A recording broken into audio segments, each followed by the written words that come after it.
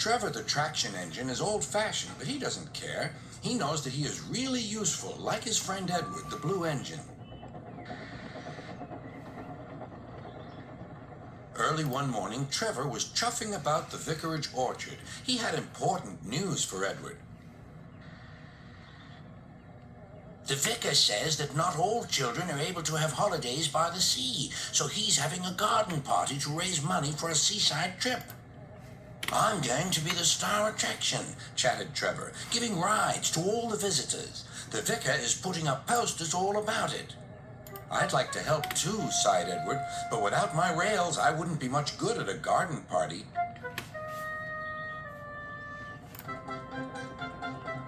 It was a beautiful day, but Edward was worried. I wish there was something I could do for the party, he said. I'd like to be helpful, like Trevor. Edward's driver laughed. You're helpful in your own way, and that's on the railway.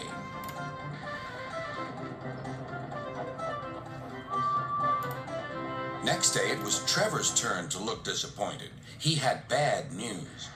The vicar's been so busy that he forgot to put up the posters. Now no one will know about the party. But Edward had an idea. Don't worry, he said. Everything is going to be all right. Then he explained to his driver. The vicar can paste his posters on my cab and coaches, so wherever I go, they'll go too. Well done, Edward, said his driver. I'm sure Sir Topham Hatt will agree. As indeed he did. Edward steamed happily through the stations collecting his passengers. Look, they said, the vicar is holding a party. We must go to that. Later, Trevor was resting in the orchard shed when Bertie rolled by. Hello, Trevor. Why are you dozing there like an old stick in the mud? I'm not dozing. I'm resting, replied Trevor. Then he told Bertie about the vicar's party. I'll be there too, boasted Bertie. I'm not sure people will want to ride on an old traction engine after traveling in a smart red bus like me. The party day arrived. It had rained heavily during the night, and the orchard ground was soaked.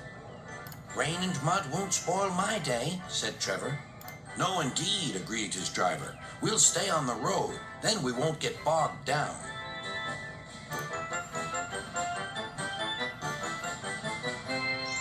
Trevor was soon busy trundling up and down the quiet country lane, carrying lots of laughing children.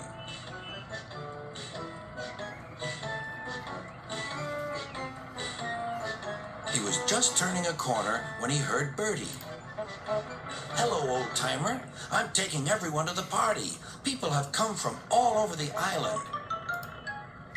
Trevor gave Bertie a cheerful whistle and turned back toward the orchard. Then there was trouble. Help, I'm stuck, shouted Bertie. His wheels had sunk deep in the orchard mud. Terence the tractor arrived just in time. I'm the one who has to plow fields, laughed Terence. We'd better get you out of here. Using strong ropes, Terence and Trevor pulled Bertie clear of the mud. This will teach Bertie a thing or two, Trevor chuffered to himself. At last, Bertie was on the road again. Thank you, Trevor. You're not a stick in the mud at all. No, smiled Trevor. But you were, just for a little while. That evening, the vicar arrived to see Edward and his driver.